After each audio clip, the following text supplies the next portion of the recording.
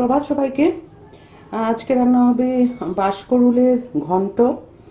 তো একটা বাঁশকরুল অলরেডি আমি ক্রাশ করে রেখেছি, আরেকটা বাঁশকরুল ক্রাশ করে আপনাকে দেখাবো। টমেটো নিয়েছি একটা, আর কয়েক টুকরা আলু কেটে রেখেছি। এখন যতক্ষণ এই বাঁশকরুলটা ক্রাশ করছি ততক্ষণ আমি আলুগুলো ভেজে নেব। কড়াইতে তেল গরম হয়ে গেছে।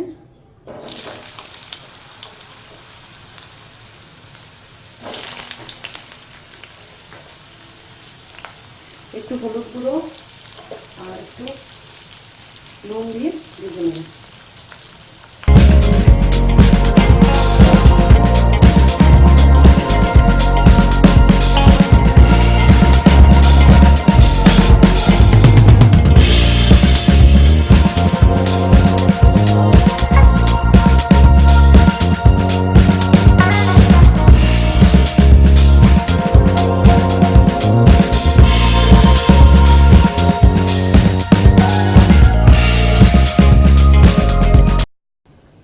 বাঁশকরুল আমি খেতে প্রেফার করি বিকজ ইটস রিয়েলি ন্যাচারাল। এটাতে ইনসেকটিসাইড ইউজ করা হয় না, ফার্টিলাইজার ইউজ করা হয় না।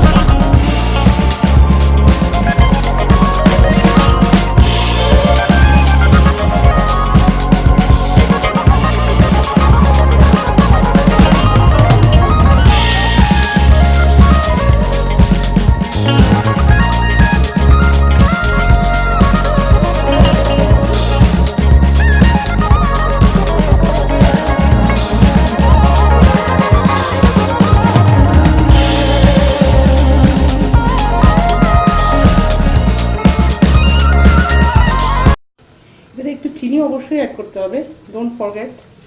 আমি আধা চামচের মতো চিনি দিয়েছি।